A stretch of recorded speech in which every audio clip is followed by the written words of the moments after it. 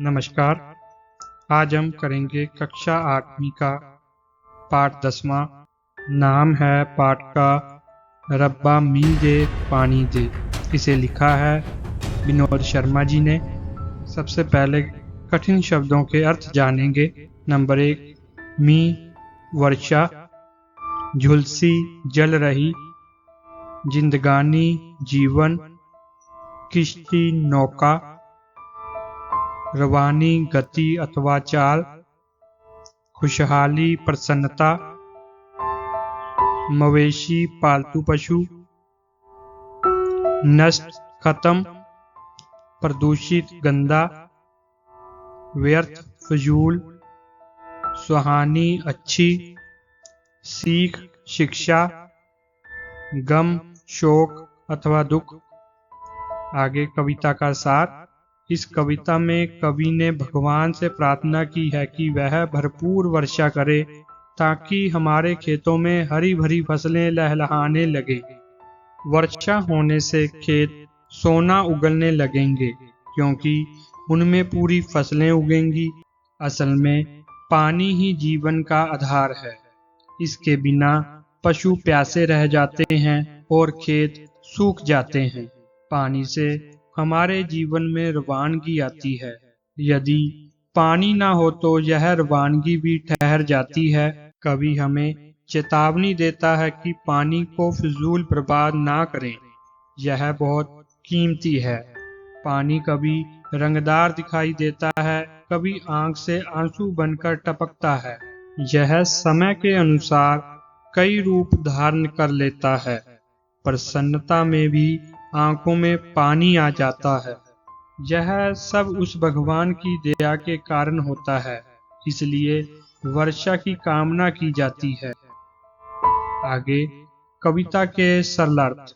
रब्बा मी दे पानी दे, लू से झुलसी धरती को एक नई जिंदगानी दे। पानी से खेतों में सोना नाचे गेहूं गाए झोना। पानी है तो सब है दूना, बिन पानी कथ्या क्या चूना।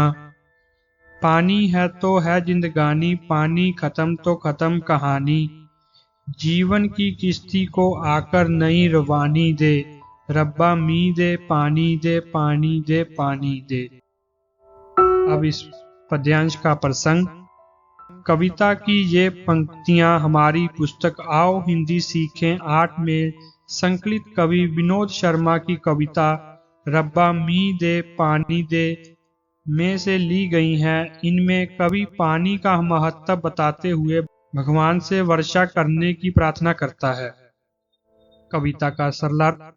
कवि भगवान से प्रार्थना करता है कि हे भगवान, वर्षा करके हमें पानी दो ताकि गर्मी के कारण तप रही धरती को नया जीवन मिल जाए। वर्षा होने से खेत सोना उगलने लगे, अर्थात अधिक फसलें उगाएं। गेहूं और चावल की भरपूर फसलें लहलहाएं। पानी से सब कुछ दुगना हो जाता है और पानी के बिना खेतों में की गई सारी मेहनत व्यर्थ हो जाएगी। जैसे पानी के बिना कत्थे और चूने का कोई महत्व नहीं रहता, उसी प्रकार पानी के बिना फसलें भी बेकार हो जाती हैं। पानी से ही मनुष्य को नया जीवन मिलता है। पानी के बिना तो उसकी कहानी ही समाप्त हो जाती है। इसलिए वर्षा करके संसार की नौका को एक नई गति प्रदान कर हे ईश्वर, वर्षा करके हमें पानी दे दे। आगे पद्यांश। पानी से हरियाली होती, खेतों में खुशहाली होती। क्या मवेशी क्या वनजा, बूटे पानी बिन जीवन के छूटे। आओ पानी नष्ट करे ना, दूषित या व्यर्थ करे ना। मेरे देश के जन जन को यह सीख सुहाना दे। प्रसंग। इसके लिए पहले पद्यांश का प्रसंग ही हम जहाँ पर लिखेंगे। सरलार्थ। कवि कहता है कि वर्षा के पानी से खेत हरे भरे हो जाते हैं। इससे समृद्धि अर्थात खुशहाली आती है। पानी के बिना पशु पक्षियों तथा पेड़ पौधों का जीवन भी नष्ट हो जाता है। इसलिए हम पानी को फिजूल ना करें और ना ही उसे गंदा करके बेकार बहा दें। मेरे देश के सारे लोगों को यह अच्छी शिक्षा दें और वर्षा करके हमें पानी दे दें। आगे पद्यांश। चाहे इसका रंग नहीं है, अपनी कोई उमंग नहीं है, फिर भी यह जिसमें मिल जाता, उसके रंग में ही खिल जाता। गम में आंखों में आ जाता और खुशी में यही रुलाता। पर दुख को अपना समझे, हर आंख को पानी दे। प्रसंग पहले वाला ही प्रसंग हम यहाँ पर लिखेंगे। सरलार्थ। कवि कहता है कि भले ही पानी का अपना कोई रंग नहीं होता और ना ही उसकी कोई अपनी इच्छा होती है, फिर भी इसे जिस रंग में मिला दिया जाए, इसका रंग भी वैसा ही हो जाता है और प्रसन्न हो जाता है। दुख के समय आंखों से आंसू के रूप में टपकता है और खुशी में भी आंखों में पानी आकर हमें रुला देता है। दूसरों के दुख को यह अपना दुख समझता है और हर आंख में पानी भर आता है। इसलिए हमें वर्षा करके पानी दे ताकि हमारा जीवन सुखी हो जाए। आगे प्रश्न 4। निम्नलिखित प्रश्नों के उत्तर 1-2 वाक्य में लिखें। प्रश्न क। इस कविता में ईश्वर से क्या प्रार्थना की गई है? उत्तर। इस कविता में ईश्वर से वर्षा लाने की प्रार्थना की गई है।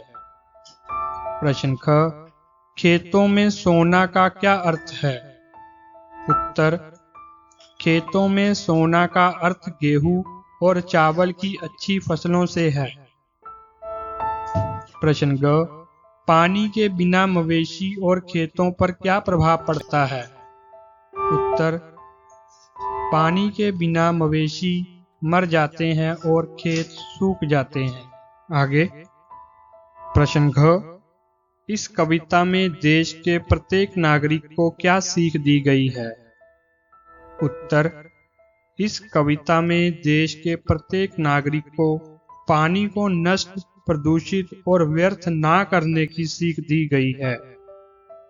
प्रश्न अंग। पानी का स्वभाव कैसा है? उत्तर।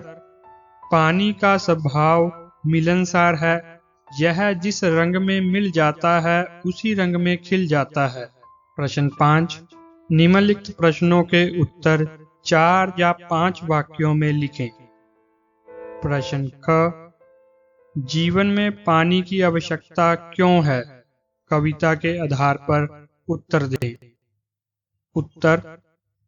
पानी जीवन का आधार है। पानी से ही जीवन चलता है, नहीं तो जीवन खत्म हो जाता है। पानी हमें गर्मी और लू से बचाता है। इसी से खेतों में अन्न पैदा होता है। इसलिए जीवन में पानी एक आवश्यकता है। प्रश्न ग। दूसरों के दुख में हम उनकी सहायता कैसे कर सकते हैं? उत्तर। हमें दूसरों के दुख को अपना दुख समझना चाहिए।